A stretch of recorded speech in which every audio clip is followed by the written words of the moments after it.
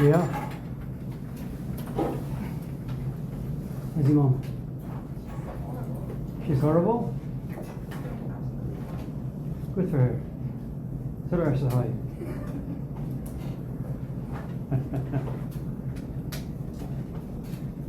How old is she now? 60. Oh, so she's past menopause. Right? Yeah.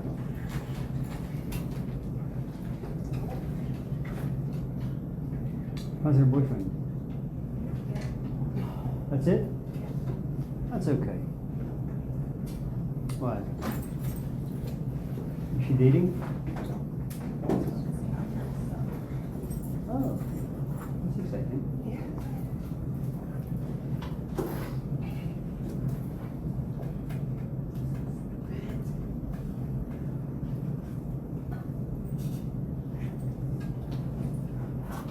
Devontae, what are you doing here? I don't know. My Yeah. birthday was just Sunday. I don't know why. Happy birthday. Happy birthday. How old are you now? 31. Man. I know I look 17, y'all. No, you don't. You don't look 17. Alright. You just wake up? Yes, I did. Jeez.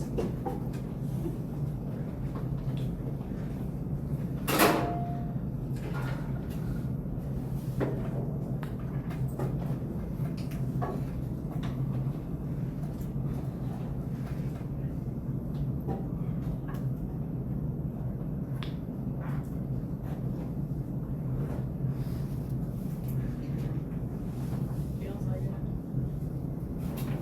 You're hot? It's too warm for me. Huh.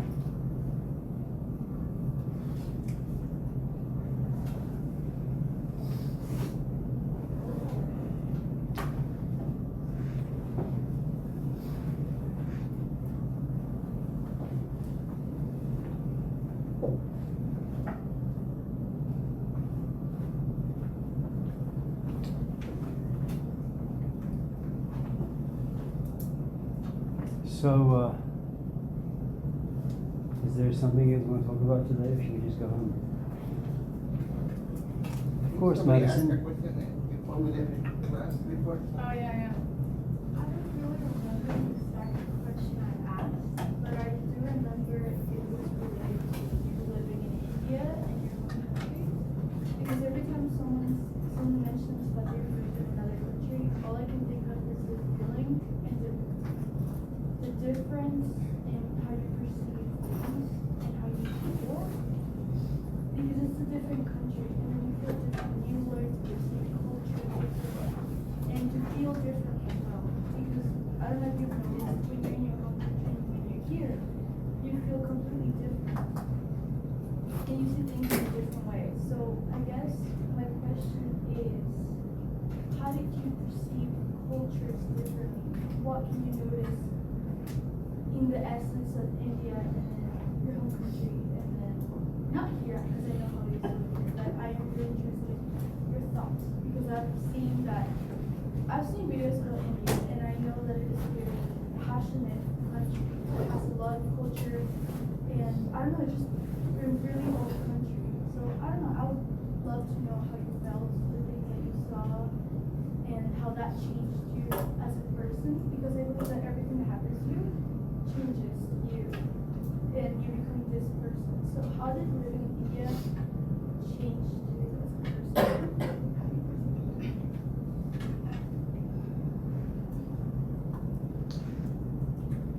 Can I see what other people? Yeah, and then it just takes me a while to warm up. Yeah. Sorry. Yeah.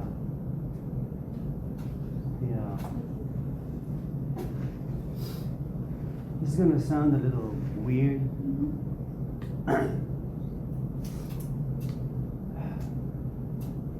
You know when you want to drive from point A to point B and the weather has been a little cold, you turn on the engine and you let the engine run for a little bit.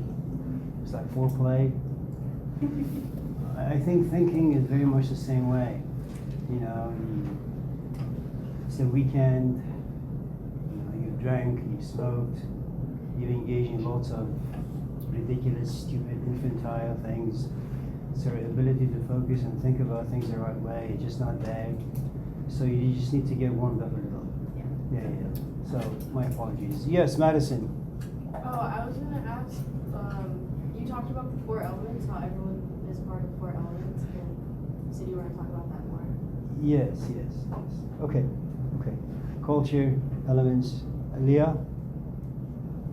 Was there truly any benefit to humanity being given the ability to differentiate right from wrong? Don't you guys like have any like fun topics? Like Sorry. easy. Devante. Did your family cook for Labor Day? The what? Did you guys cook for Labor Day? Cook? For Labor Day? I mean, that's an American custom. Like, we cook on holidays that we don't gotta work. No, my wife told me to vacuum my labor the entire like 3, 4, 5 days. I vacuum, wash dishes, went into the attic.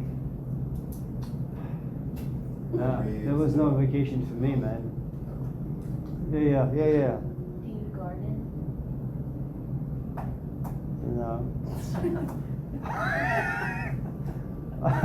Yeah. You guys are so fun. Yeah. Did you see any new movies?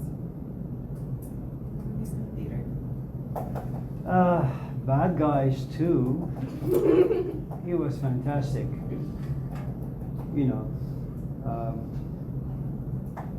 We stole some popcorn and some drinks, candies. I saw Freaky Friday. It wasn't good. The what? It wasn't good. Freaky Friday. What is it? Freaky Friday. You ever seen Freaky Friday? It's Freaky Friday 2. So it's not that good, huh? It's not good. It's horrible. I want to leave the theater. Yeah, it's bad there. Okay. Yes, Stephanie. Oh, no, nothing. Okay. That's it? No one else?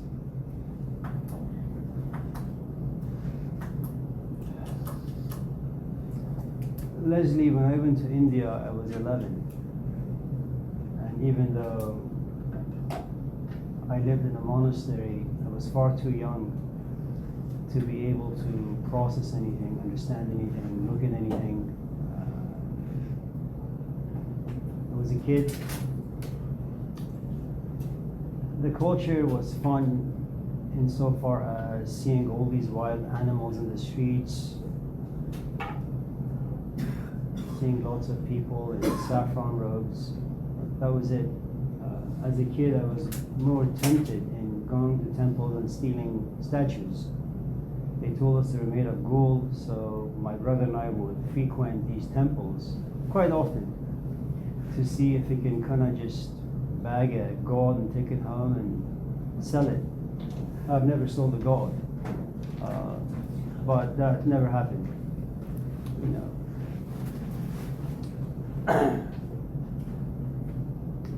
Insofar as change, though, a couple of things about culture and can change.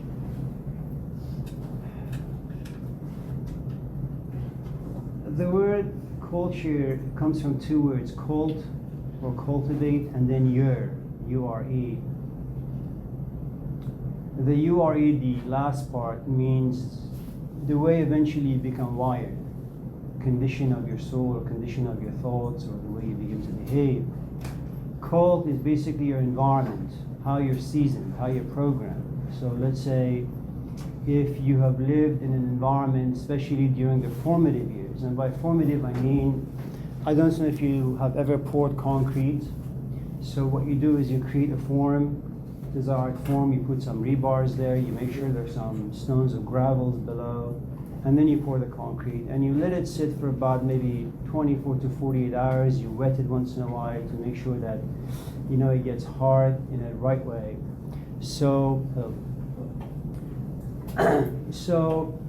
just in case you move the forms or you walk on the concrete before the 24 hours, there's a good chance that the footprints or whatever marking you do is going to stay there permanently. So for kids, approximately 0 to about maybe 10, 11, 12, and this day and age all the way to maybe 90, just in case anything happens to you that's intense enough, it'll forever change you, and it'll take you a lifetime to recover from it. So the cult part means the following. Let's say you're born in an environment where your parents always fight. There comes a point of this breaking point where your father or your mother looks at the husband, your father, and says, I can't do this anymore. Maybe one happens to be a bit more abusive than the other, and they leave. Now, what is it that kids demand when they're very, very young, unable to think about the complexities of life in a coherent, logical way? Well, they want security, they want safety. They want to know that every time they go home, there's the mom, there's the dad. Sure, there's some bickering back and forth, but for the most part, it's a safe environment. Once kids lose that, okay, it impacts their being. The way they begin to think about relationships. So when they get to be 18, 19, 20, if you ask them, do you want to get married? They say, no, never, because men suck. Or they do get married, but in the back of their head, they're going to say, this is not going to work out. Okay. So culture, therefore, means everybody is placed in a physical environment.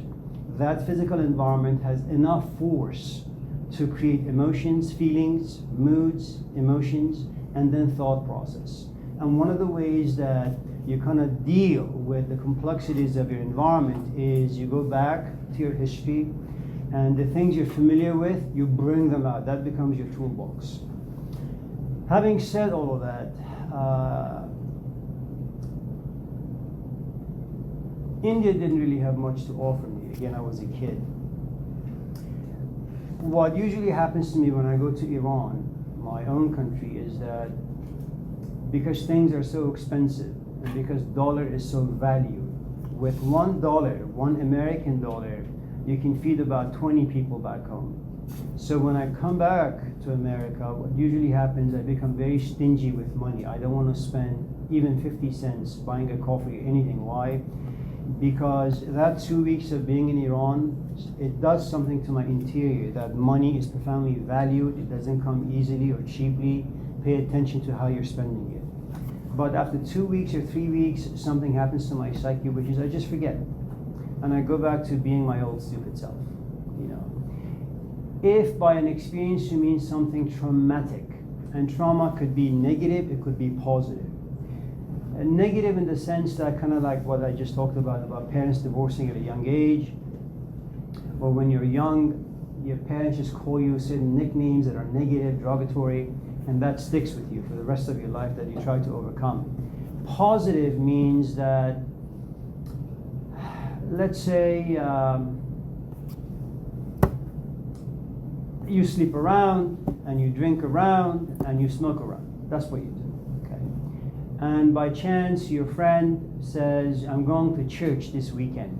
Would you like to come? Now, you hate Jesus Christ, you hate the Bible, you hate anything philosophical or religious, but because you're bored and she happens to be your best friend, you say yes. So you go there, and this fellow is giving this riveting sermon. Now, there are two things about... Hello, Amir. How are you? There is a lecture. This is what we call a lecture, I suppose. A lecture is something that I say, it goes into your ears, and you begin to think. Okay? A sermon doesn't really care about how you want to think or what you want to think. A sermon bypasses your thinking mode and goes directly into your emotional aspect. So as you're sitting and listening to a sermon, you realize that something about you on the inside is changing, moving, shifting. And let's say the guy who's delivering, or the gal who's delivering the sermon, he happens to be very, very attractive, okay? He has a great tone to his voice, what he's saying. For some reason, you can't really grasp the whole thing, but it just makes you feel, alive. And then you walk out of the church, and you can't stop thinking about what you heard, and you can't stop thinking about the way this guy looked. And then you go home, and you go on your computer, you go to Amazon, and you buy like 10 different copies of different Bibles. And then for the next 2, 3, 4, 5 years, you devote your time and your mental space in trying to understand the gospel message, let's just say.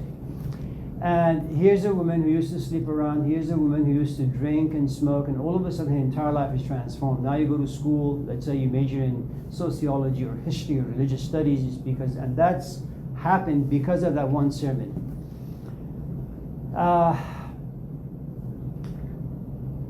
So, yeah, that can have a lasting impact on you.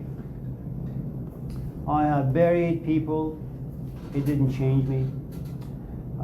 I have lived in various parts of the world, that didn't change me. Is it true that once in a while you come upon something that can inspire you? Yes. Does inspiration last? No. So maybe I just went to these different spaces not being in the right intellectual space. So I couldn't see, I couldn't hear, I couldn't learn. Yeah, but India is dirty. It's smelly. And in many ways it's just, forgive me, it's really just unattractive.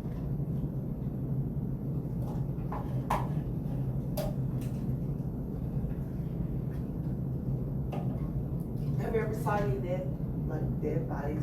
Yeah, I used to wash them. Huh? I used to wash them. Used to wash the dead Yeah. bodies? How was that for you? First, it depends how the person has died.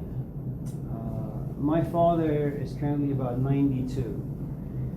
Should I get a message that he passed away while I'm in this classroom, I'll probably drive to Roseville, I'll wash his corpse, and I will sure be sad, probably cry a little bit. But I look at this man's life and I say, well, you know, he lived a relatively good life. And my father, temperamentally, going back to, I think, Madison's question about the four elements, my father is made of water. That's his temperament. You know, he's very passive, he's very accepting, so he has a little bit of water and earth to him. And so you look at this man and say, you know, he was 92, he did a good life, fine.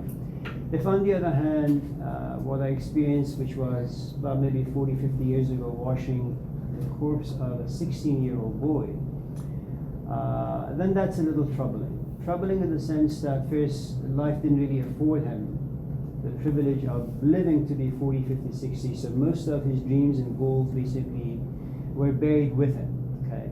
And then you have to sit back and hear the wailing and the screaming and the crying of the parents.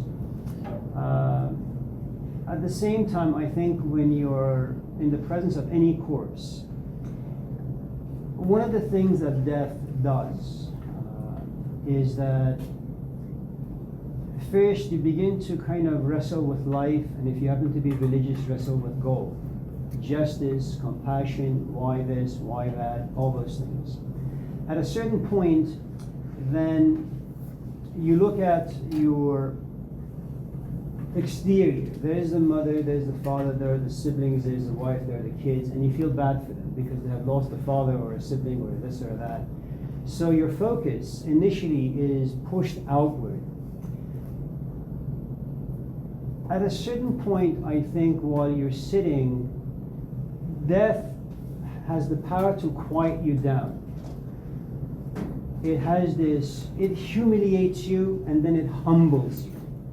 It humiliates you in the sense that you come to realize your life has really no meaning.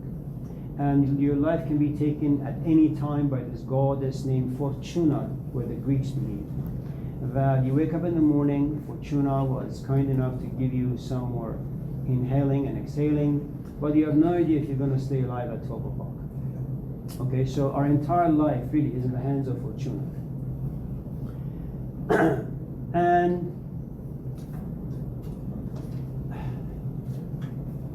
And so should you happen to be in the right place, once the force of death, whatever it is that you're confronting, it quiets you, silences you, mutes you, and whatever thoughts and passions you had, they're all deleted. They all go away. They're on pause for maybe an hour, maybe 2 minutes, maybe 5 minutes, doesn't really matter, but then death makes you turn inward.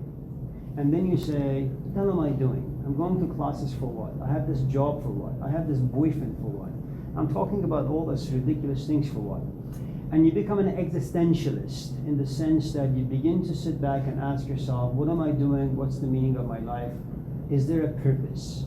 Okay.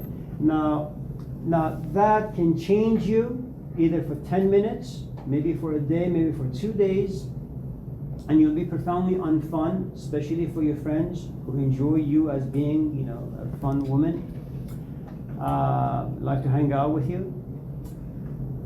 Now, you could either be unfun, change for 2 weeks or 2 days, or it could have a lasting impact.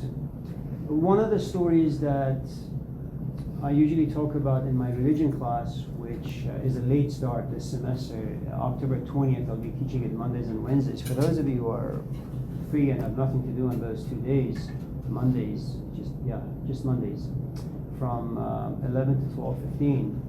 So one of the stories that we have from history is the Epic of Gilgamesh. Gilgamesh falls in love. Now, he doesn't fall in love with an ordinary fellow. He falls in love with someone who, like, is not only attractive outwardly, but he's also very attractive inwardly. Okay. And so once you fall in love, something happens to you, which is you become very, very focused and you're consumed by that particular emotion. Your entire soul revolves around the person that you're in love with. Okay? So that person becomes the sun and you become the earth. You just revolve around him. So you wait for his call for like 10 hours. Even though he said he'll call you in 5 minutes time, it took him 10 hours to remember you and then pick up the phone and call you. You want to be angry, you want to go to his house and beat him up, but because this passion lives inside you, it's not going to be very difficult for you to forgive him or to even overlook his mistakes. And so, because Gilgamesh has fallen in love, and it hasn't yet become casual, it hasn't yet become one of those like cheap thing that over time loses its intensity. Once he dies, Gilgamesh comes to realize how alone he really is. Okay, he has lost his friend, the gods have taken him away. He comes to feel that his life is empty of meaning, so he goes on the spiritual quest. So sometimes death can lead you towards your spiritual quest. I'm not sure how we got on this topic. Washing bodies. Oh, that's right, washing bodies. That's right. Yeah. Harry? How did you get that interesting job? Interesting job? Yeah, washing bodies. I think when the revolution was taking place in Iran and we had to carry lots of dead bodies to the graveyard, when I was working at the car wash and then had to bury my friend's son, there is this huge and clean and beautiful cemetery on Sunrise and Fair Oaks, if I'm not mistaken. It's about like 10 acres. I just went in, I showed them my resume, I said, I want to just volunteer, I don't want to get paid. And they said, well, the only thing that you can do is wash corpses. I said, that's great, that's what I want. So I just washed dead people, and I would go there once in a while. There were no dead bodies there, and I would, go to the church and pray for someone to die so I could wash them. Yeah, Devon. So that's your thing. I like dead people. Me too. High five. Yeah, Devontae, and I then. was going to ask if you were like called by a higher power or something. Like if you were called to do that by like a religion or. I think religion is very much like marriage or relationships. When you're young and you lack and this is just my own stuff that may be completely off or wrong. When you're young, you happen to romanticize relationships. I want to fall in love. I want to find my soulmate. I want to feel alive through another human being, and you play with that a few times until you realize you're no longer 20 or 25 or 30 or 35 or 40. You look yourself in the mirror. You're ugly. You're smelly. And then you say, well, true, I mean, yeah. I'll be. Yeah, I know. Some people just don't crack, I understand. And at a certain point, you look yourself in the mirror and you say, this is not what I really wanted for myself. And so you come to some, I suppose, maybe dark realizations that despite you having romanticized life is nothing to be, you can't romanticize it because it is cruel and devastating most often. It's quite vicious and destructive. So you say, okay, what type of relationship do I want? Then you go to coffee shops, and your experiences have taught you how to ask the right questions. Now you know what exactly it is that you want. You don't want some guy who looks good. You want someone who's got money, who's decent to his parents, who's got a car, who's got a house, who's solid on the inside, that doesn't go through mood swings. And I think religion is very much like that. Initially, consider the Catholic Church, which happens to be one of the most inspirational organizations as well as the most corrupt. So imagine at the age of like 5 or 10 or 15 or 20, you happen to have like this out-of-body experience. You see God, there is Jesus Christ smoking next to you, okay? And you say, this is my calling. I want to become a priest of sorts. Then you hit puberty, or you get to be 19 or 20, and you realize the force of sex that's just driving wild inside you, okay? Now, it is true you were at a certain stage, you had a certain experience, you wanted to devote your entire life to God. But time passes, that inspiration dims a little, but there is another reality that you come in a physical body, the physical body has certain needs and demands. And even though you want to kind of repress the sexual tension through prayer, through meditation, through breathing, through yoga, going to India, whatever the case may be, you realize that there are certain things like hunger. Just because you're able to sit and meditate, it doesn't mean that your belly is not going to scream for food. There are certain things that the human body needs, and one of them happens to be sex. Now, there are many different components to sex, and it's not just screwing someone, okay? And then you realize at the age of 20, now you're finding yourself profoundly attracted, not so much to God, not so much to prayer, not so much to the New Testament or the Old Testament, but rather to young boys. Okay? Then 20 years later, you get caught. So the point I suppose I'm trying to make was that your question, was this a higher calling? Maybe when I was 20, I would think that way. At this age, no. Your life has no purpose. It's just an odd definition. What is? You like to watch, right? Oh, yeah. It's just fun. There is also another thing. You ever see this documentary that came out in the early 1980s, Color of Fear? So Color of Fear was about this Chinese man whose parents at a restaurant. One day this young man walks in with a gun and kills his father. And his mother tells him that there is this group of people in America that you should always stay away from, mainly the African American folks. He says as a young kid, I never enjoyed that particular comment from my mother. So he spent the rest of his life trying to figure out how different cultures from different parts of this world function. So he created this workshop, and this documentary is kind of a branch of that. There are 2 black folks, 2 Hispanics, and 2 Asians, and 2 whites. And there is this African American who says, I work in this really nice, reputable company. I wear a suit and tie, but when it comes to be 5 o'clock, man, when I sit in the car, I remove my tie, I take off my suit, and I just want to feel black. I think there are moments for all of us in this classroom where you're in a relationship, it's a good relationship, it started with a great amount of love, but now it has diminished, and you say, I love, but I just miss that particular feeling. There are moments in all of our lives where you want to kind of feel yourself a certain way, and you realize your regular friends don't do it for you, and regular movies don't do it for you. Okay. For me, I think one of the ways that I could, to some extent, enjoy my confusion and dread, and once again come to realize that despite perhaps all the books I've read and all the degrees I have, I really want to feel like useless and meaningless and stupid. One of the best reminders is just being around dead people or going to cemetery. Take your dates there. It's beautiful.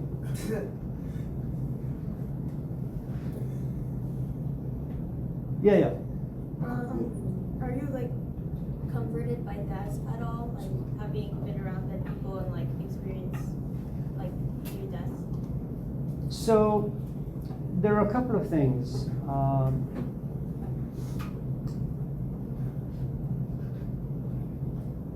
You could desire death if you have cancer and it's stage 4 and it's not curable. That's a good time to go. You know, cancer or any terminal illness has a tendency of keep reminding you that despite all the hopes and dreams that you may have, I'm not going to go anywhere. I will eventually take your life. Okay, so whatever machines you're hooked up to, whatever medicines you're taking, no avail. So, and of course, what usually happens when you are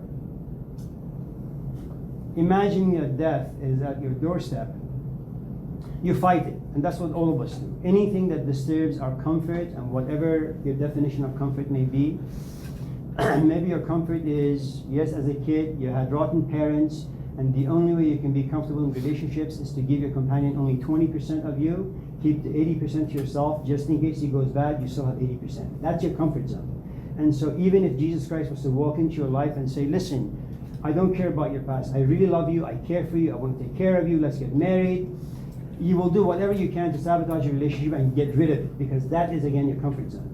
So we fight against anything that disturbs us. After about 2, 3, 4, 5 months or weeks or years of wrestling, you come to a place of acceptance. You say, you know what, I can win over this illness. And that's your closure. You get to a place of acceptance.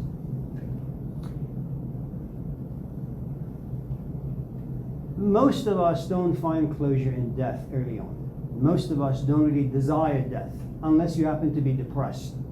Unless you happen to be like 19, 20, which is an age where you're very curious about who you are, what you are, why life is the way it is, why your parents turned out the way they did, why you turned out the way you do, okay? I'm not talking about a death that's related to, say, depression or sadness. So some depressions can be profoundly positive, many are negative, okay? Now, I can tell you, my father belted me, slapped me, kicked me. There was no trauma in my language. There was no therapist in my culture. So because those things were absent, okay, your father's compassion is extended by him slapping you because you misbehaved. You're not going to call SPCA to come and take your dad away. Not SPCA. Whatever. Yeah. So,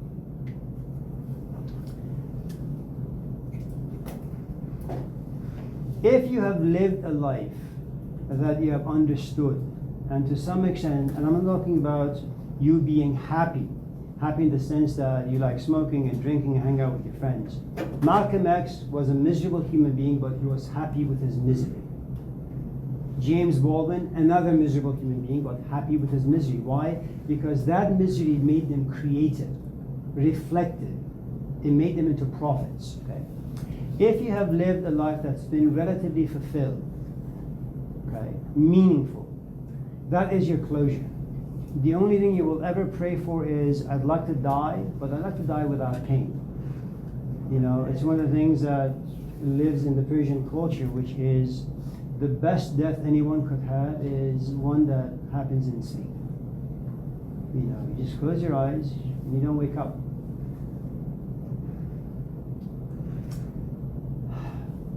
You may find this particular gospel that was found in 2000 very interesting and nourishing. It's called the Gospel of Judas. You know, it's where Jesus comes back after his long journey into the forest and comes to realize human beings suck. Religion sucks because no one understands it. And so he tells his most faithful disciple Judas, it's time for me to go. Can you give me to the Romans? I'd like to die now. Tiffany? You sure? Yeah. Ali? I have a question.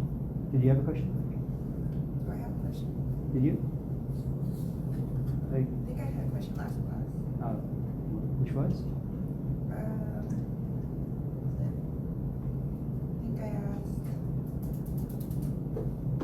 Tell me about passion. Yeah. I said, when is it a point that passion becomes obsession? Yeah, Rhett. Forgive me. It's a great question. I just. Shifting away from like that. Of course. It was kind of tied to my question or Thursday for the assignment. Why do dreams kind of present reality in the form of symbolism? Like it kind of implies that you really strength in learning awareness. So here's something that I should first tell you about when people ask me questions. For whatever the reasons are, I listen to a portion of it, then I become deaf. If I find a word that you use interesting, or if I find a certain portion of your question interesting, I just focus on that, the rest just disappears. And I mean no disrespect. And my only response at this stage would be the following. I think every world you walk into has its own unique set of alphabets. You have to learn those alphabets. In everyday life, you need to know the words for Safeway, where the gas station is, how do I make money? That's the alphabet, okay? If you want to enter the world of philosophy, that requires a different set of alphabets. If you want to understand your emotions relatively well, you have to be trained, and in that training, you're given a different set of alphabets. And I don't mean that you're going to not use A, B, C, D, E, F, G, H. I mean the way you construct language and the way you attach meaning to words are going to be different, okay? So, if you've been contaminated by only asking, where do I buy socks, where do I buy milk, where do I get gas, you can't present your philosophical questions in the same manner. Okay. The first thing about philosophy is that it comes in two different words, philo and then sophia. Philo means love. Before you can ask questions philosophically, you must first be in love. Now, there is nothing romantic about this particular love because it's agonizing. And then you can't fall in love by yourself. Someone has to train you into love. And this is not something that, first of all, you have in the Western culture, especially the American culture. It has to be imported from the Near East and the Middle East. Okay? And before that happens, a good portion of your American mentality has to be removed. Because what usually happens when we hear things is that you take the words, you put it inside you, and then you have your own past, okay? You blanket what you've heard with all of that jargon that is familiar to you. And that contaminates the message. So before you can actually hear, it's like kind of going out with someone, but always like having your ex in the back of your mind, you know? And I think relationships, whether it's intellectually or physically, very much the same. As long as you think you know what it means to be white or black or blue, what it means to be a human being, no one can talk to you. No one can teach you anything. You've heard the saying that give a man a fish and you feed him for a day and show him how to fish, you have fed him for a lifetime. So what usually happens when students usually ask questions is that they're waiting for an answer. Because from the time that you and I are born, almost at the time that we die, every time that we are disturbed or we have a question about this or that, we go to some professional, so to speak, and they give us the answer, okay? Now that becomes our addiction. Whenever there is something you want to know, there has to be an answer somewhere out there. So when someone looks at you and sees potential and says, you know what, I don't want to just give him a fish, I want to show him how to fish. First, I have to kind of get rid of the habit that's inside you, always desiring for a fish. Okay? I have to say, listen, can you stop asking for a fish? I want to show you how to fish. Once I get rid of your desire for a fish, then I have to inject inside the desire, kind of like what Ali was talking about in regards to passion. I have to inject this desire inside you. I really want to learn how to fish. Now, there is this inspirational stage where you're just inspired to learn, and there is this other stage where you're disciplined. Every day you go somewhere with this guy, you stand by the river. Now here's the thing, when you ask a question, your answer is there in 5 minutes time. Fishing, you gotta be patient. Because oftentimes the waters don't have very many fish. So you have to stand there, day after day after day. You're gonna be frustrated, irritated, agitated, confused, angry. You're even going to hate the guy who's trying to show you how to fish. If you can wait there for a while, 2, 3, 4, 5 weeks, learning the tricks of this particular craft, then maybe after a month, your fishing pole will shake a little bit. Then you realize you caught a whale. Now, when you catch a fish, that becomes an inspiration to you. This is the reward of me waiting for about 5, 6, 7, 8, 9, 10 months. Then you don't need the guide anymore. Now you go to various rivers, you put your net in there, and you wait. There's your radio, there's your YouTube, there's your kid brother or sister, there's your companion, maybe just a beer, maybe a magazine or a good book. You just sit there for hours. And next time you go out on a date, your first question is, do you like to fish? If the woman says no, say, you're not going to be a good companion.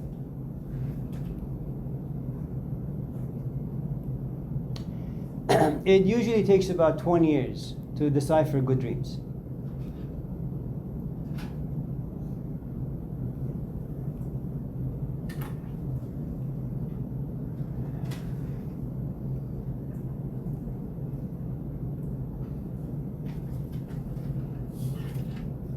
Why is it so difficult to escapism?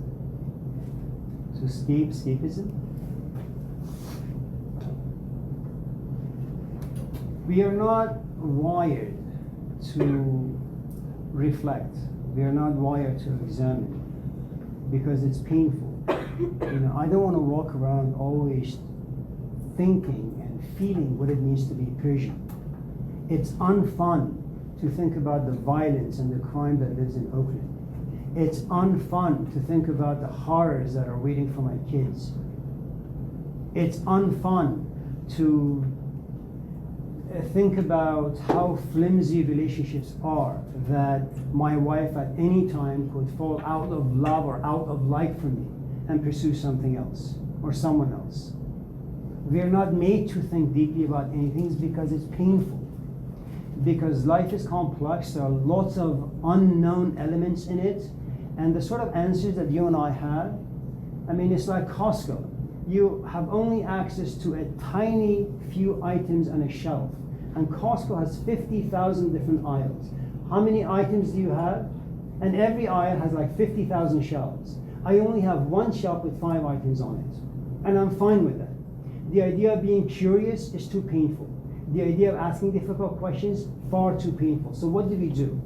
Look, we have tried for the past many, many thousands of years to create branches of science, astrology, astronomy, philosophy, history, to figure out the sort of animals that we are. A few years ago, I was in this committee at Laney College, the posters are no longer here, where we had to make these bumper sticker statements for students. Laney, when you come to Laney, you will get A, B, C, D. Now, all problematic, and I asked a few questions initially, then I realized it's no good talking to these people anyway. So because when you ask questions, you realize you're confronted with lots of unknowns, and that's painful. I don't know if you have a companion or not, but if you do, go home. Let me do it differently. There is a man by the name of Jean-Paul Sartre, early 20th century. He tried drugs, kind of like Aldous Huxley, but unlike Huxley, who had a very positive experience, Sartre had an awful experience. He just saw demons all around him for a number of weeks, and he was going mad. Sartre also enjoyed being in an open relationship. He wasn't monogamous. He was monogamous towards the concept of love, but not to the person he loved. These are two different things. Okay? And I think all of us in this class are condemned to be in love with the concept, but not so much or for so long to the person, because these two things don't mesh well. Okay? So if someone was to ask you, how do you define what it means to be a human being? Your most simple answer is a creature who desires to be in the presence of beauty. Beauty can come in the form of physical, in the form of emotional, in the form of psychological, intellectual, or spiritual. Okay. Now, Sartre has this wonderful story about a woman going home, looking at her man, and asking him, why do you love me? And she's very intentional about the question. And he says to her, well, I love you because you're beautiful on the outside and beautiful on the inside. And she says, tell me more about that. Well, when I see you, I'm inspired. And when you open your mouth and you realize you are such an intellectual, your concepts, the way you express yourself is beautiful. And this woman slowly begins to melt like chocolate. And what he begins to do is he slowly grabs her hand, leads her to the bedroom, unbuttons her blouse and gets her naked, and they're both on the bed. And just 10 minutes ago, they were having a nice conversation. Now he's on top of her, okay, and is ramming. And all of a sudden, the woman looks at him and says, what are you doing? And the guy says, what do you mean? What are you doing? Just a few minutes ago, you were dazzled by my intellect. Now you're grabbing my thighs and my buttocks and my this and my that. At what stage did I become completely physical? And all of a sudden the man gets a little embarrassed, perhaps a little ashamed, and stops. And out of desperation, he looks at her and says, you're always ruining my fun. And the point I'm trying to make is this. Most of the things that we do are quite absurd and ridiculous and stupid. And the only way we can continue doing them is by not thinking about the things that we do. Because it takes away meaning, purpose, and above all, value.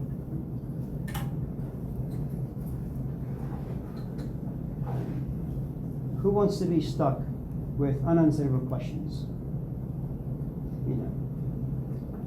Does that? Yeah. We'll talk about escapism later on. Yeah. Anyone else? What are your thoughts on the concept of wisdom being bleak? So there are stages you have to go through. First, when you're born, you collect data. Okay. At a certain point, you begin to learn what this data is. You walk near the stove or the oven, it has to be very, very hot. You touch it because you think it's something fun. It's glowing, and then you touch it, and then you realize it burns you. It's something you've learned, but you haven't really understood what pain really is, the anatomy of pain. Then at a certain stage, you go to like books or have good conversations with people. Okay. And then you become very, very knowledgeable about pain.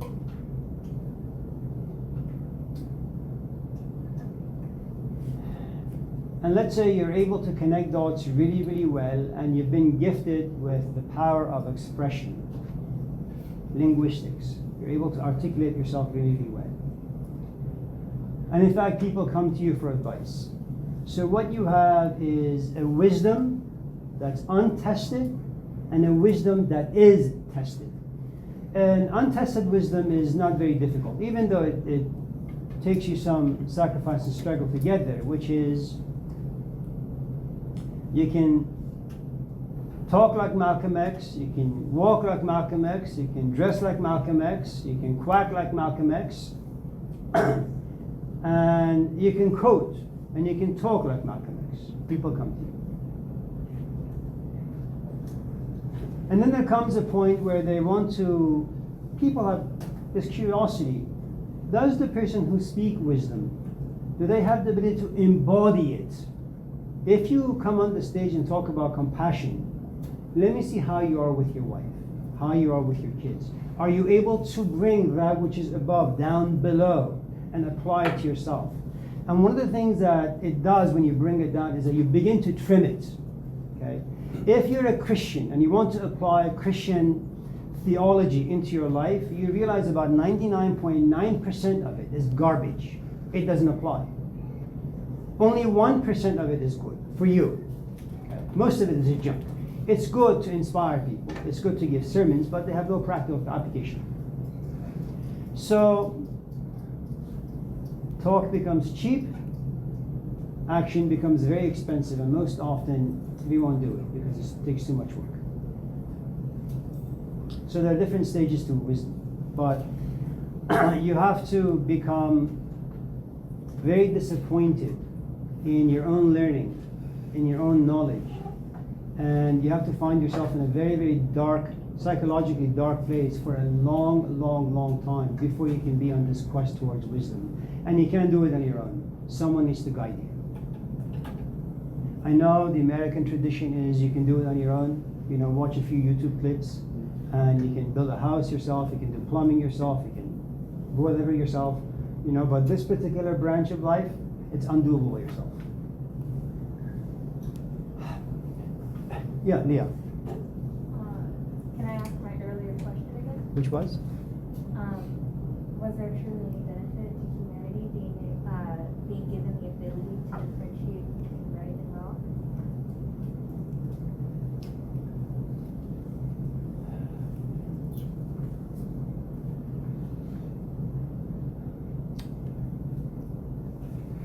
So there have been a few Rambo movies. I think Rambo 4, Rambo 5 supposedly was taking place in Burma. Okay. So what you have is John Rambo, who volunteered to serve in the military.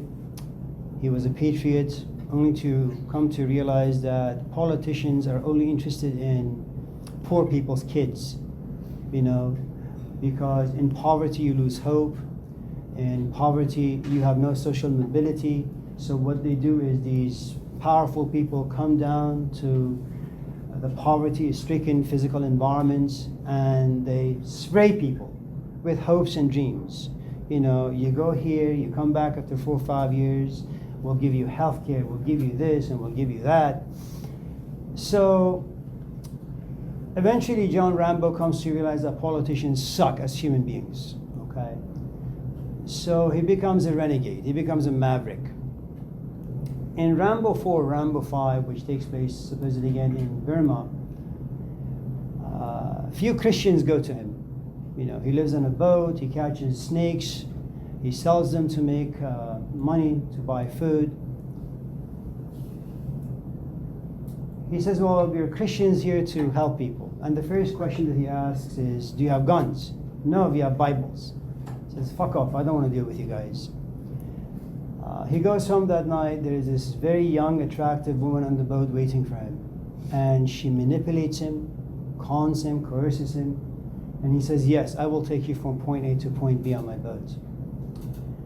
Now, one of the things that these Bible thumpers say is that God gives life. Human beings have no right to take life.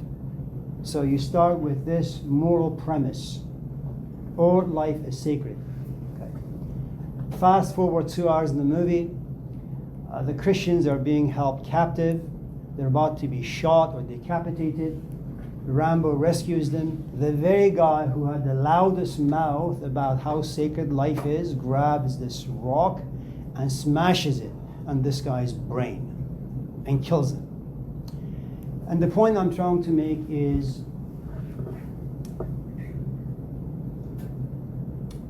it's always easy to stand far away, okay, and have a very solid moral compass, know what right and wrong are. Okay, part of it, of course, it has to do with your culture. Then you find yourself at a certain point in life. You've always been against abortion, always been against abortion. Okay. But now you're 18, you have a boyfriend, you find yourself pregnant, you look at your life, you realize you got no money, the sky is no good, you got no parents, you got no support system, you just started school, and you say, okay, what are my best options? And you realize perhaps, maybe, that at the age of 18, the most sacred thing you can do in life is not to bring another human being down here.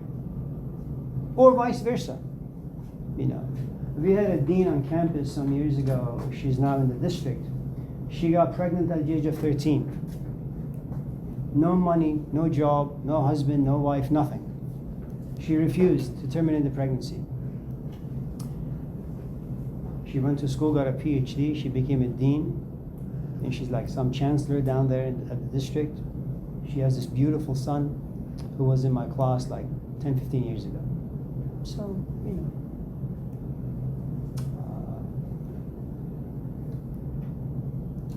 Morality is good to keep the social structure intact. And also good to have a good amount of fear inside you. It protects you. I know. What excites you? You seem very like, you know, like usual one baseline. And I tried to give it some time before I asked, like, it's not assuming, but what moves you? Like at all? Like everything when you talk about stuff, you be like, it's dreadful, it's exhausting, it's excruciating, like love and yes, all of these things, right? What moves you? What makes you elated? What enrages you? What erects my soul? I wasn't, that's Excites not you, what, arouses the wording I use, but I see what you're saying, yes. This is G266. Classified.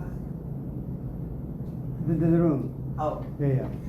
I used to be in E244 or 45, and I used to get complaints all the time because I would scream and shout. Something happens to you as you age. It happens to all of us. You just, you know, like grandparents. When your grandparents first got married, I have no doubt they were like volcanoes, always erupting with stuff, right? And they were really hard with their own kids, spanked them, punched them, kicked them, beat them, right? And whenever they had too much like ice cream or sugar, more slap, more kick, more punch. Now they're grandparents. Now, intentionally they go to Safeway, they buy 5-gallon buckets of ice cream, and they place the whole thing in front of this, like your child. Say, Mom, Dad, what the hell are you doing? Diabetes, you know? It's too much sugar, hyper, who's gonna control this kid? Just listen, my job as the grandparent is to take care of them, make sure they have fun. And you say, how is that possible? The guy who was so high strung, all of a sudden is so mellow, and that's what life does. The second disadvantage is the following. There is a world of difference between you and I. You know, you want things that I have. And I have been to places where you are and you want to go. And so when you tell me you want to get married, I don't find it exciting. When you tell me you're in school because you want to, I don't know, do whatever, I say that's great, but it's not really what you think. When you say you're pursuing money, I say that's great. You know, as a person of color in this particular culture, it's great. But at the end, you'll come to discover that that's not really what all of life means, you know. And so because of this hindsight, when people tell me their pursuits, I'm very happy for them, as well as very sad for them. So age gives you perspectives, it also condemns you, because you understand a few things. I mean, I don't know, for those of us in this class who, you know, look, there was and forgive me for those of you who heard me say this before. Prince of Bel-Air, the show on TV some years ago, you have Carlton, who is very naive in many ways because he lives in Bel-Air, gated communities, parents are privileged and rich. And then there is Will Smith, before the slapping days. Now, Will Smith has been there, has been, you know, done that. So on one of the episodes, this white cop pulls them over for no apparent reason and then puts them in a cell. And Carlton says to Will Smith that it's just a mistake, an innocent mistake. But because Will Smith has been around this stuff quite often. He says, no, this is intentional. The police officer is a racist dude. And Colton refuses to believe that. His father comes in, releases them, and then at the end of the show, he stands before his father. Okay, Colton does. And says, Dad, it was just an innocent mistake, right? And the father doesn't say anything. And the point I'm trying to make is the following. When you have been contaminated, when you have come to understand a few things about whatever it is, you have access to things that people who don't have that experience, they don't. If you come to my class and say, I'm in love, I can predict 99.9% what's going to happen to you. Add to it the fact that I also understand the American culture. I also understand the internet. I also understand the power of porn and sex. Okay? Now, it doesn't mean that you need to rush into understanding these things, because eventually you will. Life will teach you those things. So just in case you walk out of the class saying, this class is so depressing, I don't think that's anybody's. So you like the I mean, no. I mean, imagine hanging out with Snoop Dogg versus Malcolm X. They both are good. You know, Malcolm is not going to make your life fun. He's going to make you like socially responsible. Snoop Dogg will make you like skate. Every day he'll give you like 5 buckets of things to smoke. I like that. It's because you're fucked up. So what do you like? Again.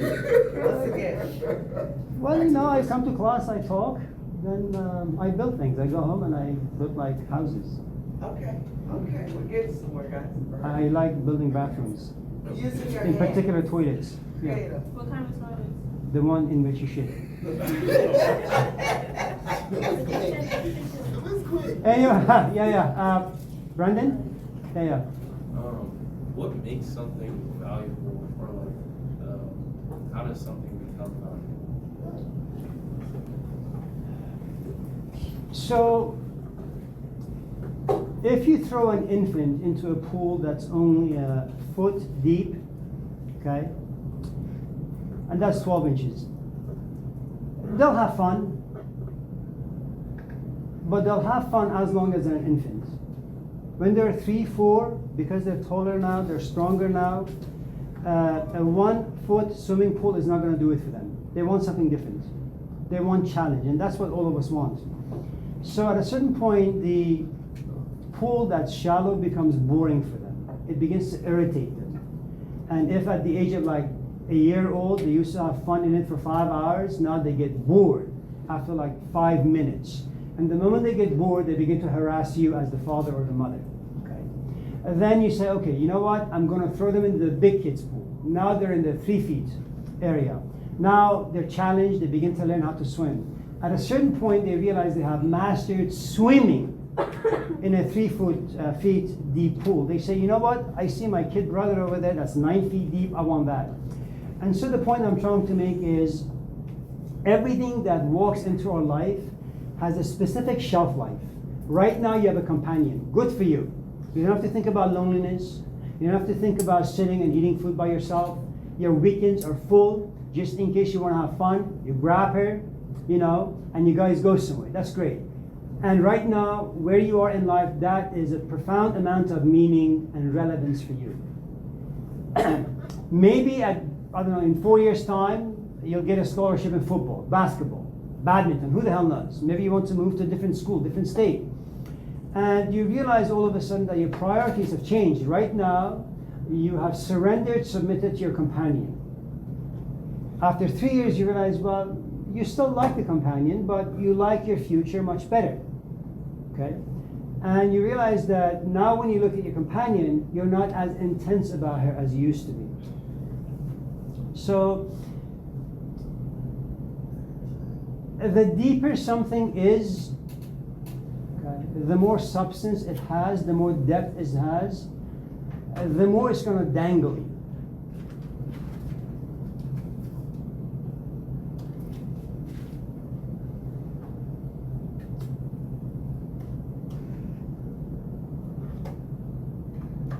You should experiment with this.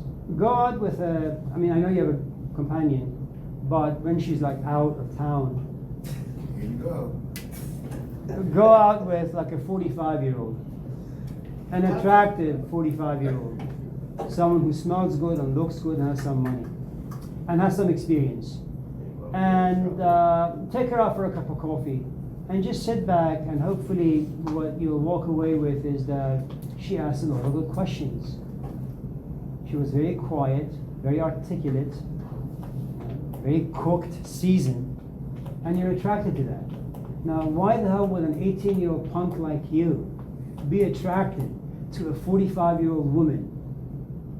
Because man does not live by bread alone. There are other parts of you that desire different things.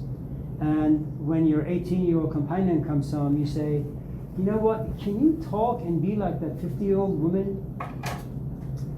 And then she look at you and say, you can't make the grass grow by pulling it. You may want me to be mature, but I can't. Right now, I'm just a young punk.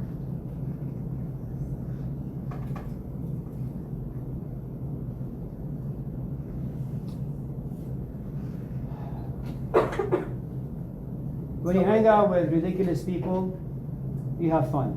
You don't have to think about anything.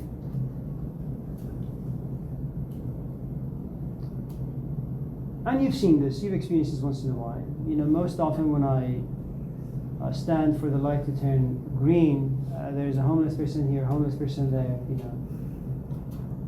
And I'm not in that particular mood where I'm receptive to these particular messages that there is poverty, there is crime, there is homelessness, that our society has some profound diseases in it. So when I'm not in that particular mood, I say, fuck, I don't want to see this stuff.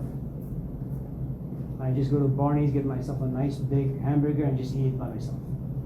But there are moments where, and I don't know how this happens, you're driving, you know, you're listening to this like music, your body is moving around, and all of a sudden this homeless person is right there, waiting by the light.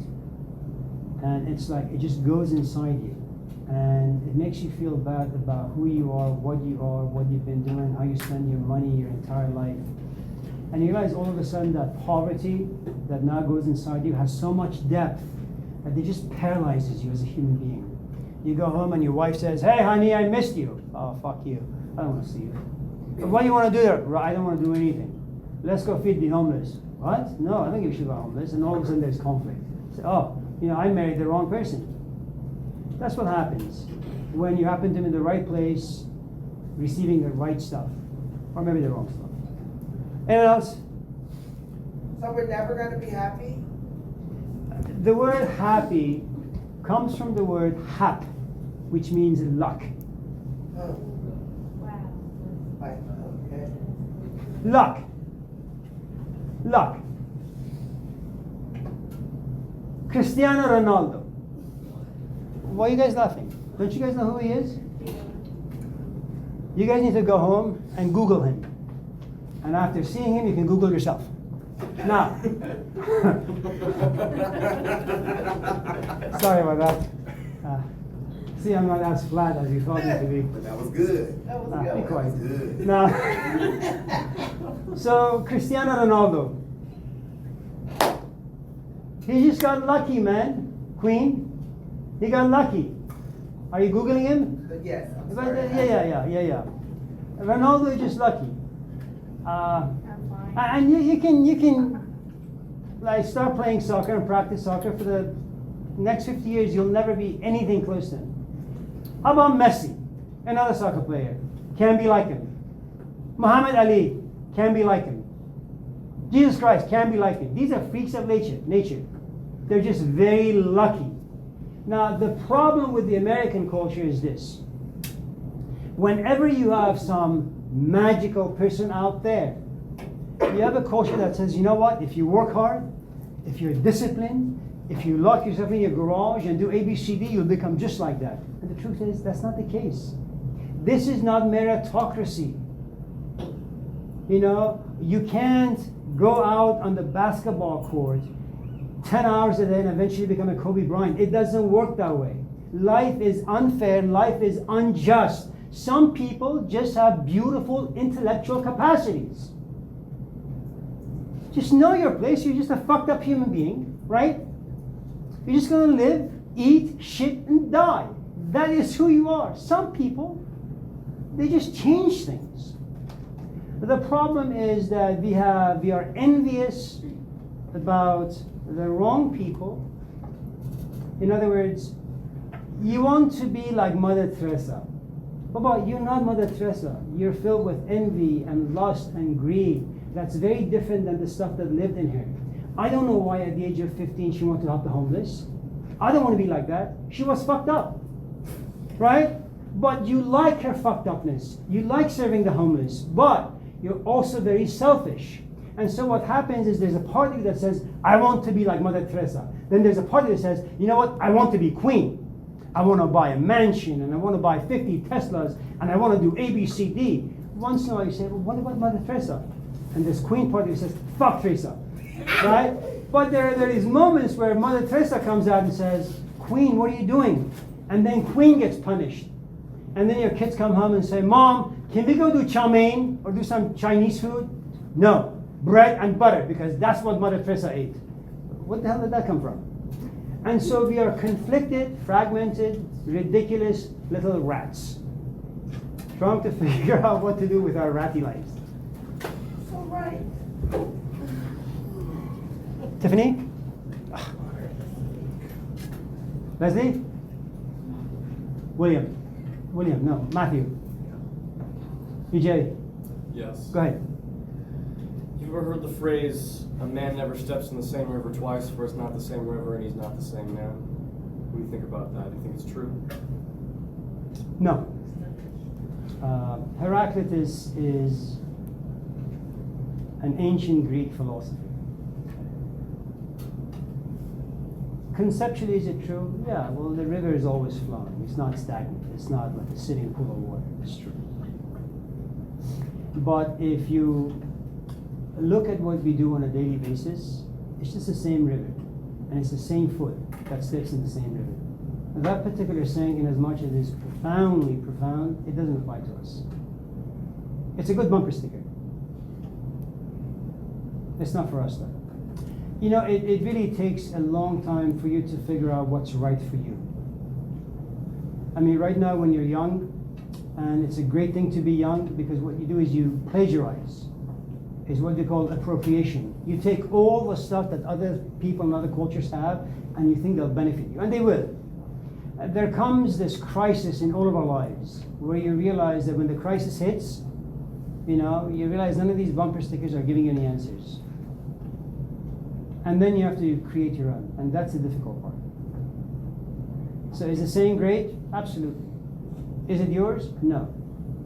Are you a thief? Definitely. Does it make you good being a thief? Yeah. It makes for a good conversation. Does it have longevity? Well, maybe for the next 2, 3, 4, 5, 10, 15, 20 years. Until your wife leaves you. Yeah. Are you gonna do attendance? I did. Oh, when? Before I came to class. Okay. Yeah. Anyone else? What time is it? Time to go. Jeez. It's good to see all of you.